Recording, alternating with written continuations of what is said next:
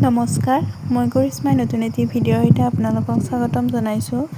মই যিহেতু beginners English class 5ৰ পাঠসমূহ তোমালোকৰ লগত আলোচনা কৰি আছোঁ, গতিকে আজি আলোচনা কৰিম আমি lesson number 4 the stock and the Fox নামৰ কাহিনীটোৰ প্ৰশ্ন উত্তৰসমূহ। ইয়াৰে আগত আমি কিছু প্ৰশ্ন আলোচনা কৰিছোঁ, আগৰ ভিডিঅ'সমূহত চাই ল'বা। আজি আলোচনা কৰিম আমি lesson number 2 right the answers. তলৰ উত্তৰবোৰ লিখিব দিছে।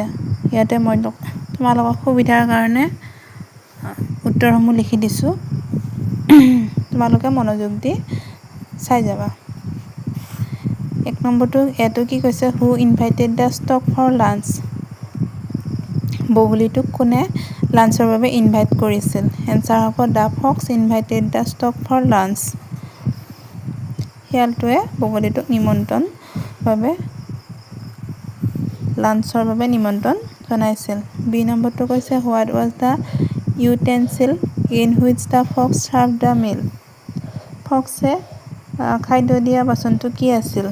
প্লেট ৱাজ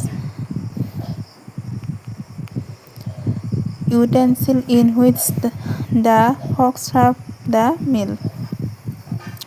চি নম্বৰ প্ৰশ্নটো কৈছে, why did not the stock respond to the fox request. শিয়ালৰ কথাত কিয় বগলীটোৱে একো ৰেছপণ্ড দিয়া নাছিল? এনচাৰ হ'ব for giving a lesson to the fox the stork did not respond to the fox request. শিয়ালক এটা শিক্ষা দিব বিচাৰিছিল, সেইবাবে বগলীটোৱে তাৰ কথাত কোনো ৰেছপণ্ড দিয়া নাছিল। তাৰপিছত 3 নম্বৰটো হৈছে, read the meal time table of the stork. বগলীৰ খাদ্যৰ টাইম টেবুল দিয়া আছে, আমি পঢ়ি লওঁ। তাৰপিছত দুটা প্ৰশ্ন দিছে, এই চাৰ্টখন পঢ়ি কিনে প্ৰশ্নসমূহৰ উত্তৰ দিম।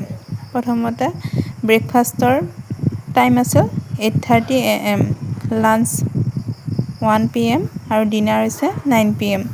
এতিয়া তোমালোকক প্ৰশ্ন কৰিছে, at what time does the stork have his lunch. বগলীটোৰ লাঞ্চৰ সময় কেতিয়া, কিমান টাইম আছিল? এনচাৰ হ'ব 1 PM। বি নম্বৰটো কৈছে, what does the stork have at 8:30 AM। বগলীটোৰ 8:30 AM কি খাদ্য খাইছিল? এনচাৰ হ'ব ব্ৰেকফাষ্ট কৰিছিল। 8:30 সদায় কি কৰে? ব্ৰেকফাষ্ট কৰে। এইখিনিয়ে আছিল আজি আলোচনা কৰিবলগীয়া প্ৰশ্ন উত্তৰসমূহ। বাকী যিমানখিনি ৰৈ গৈছে, নেক্সট এটি ভিডিঅ'ৰ সৈতে মই তোমালোকৰ লগত আগবঢ়াম।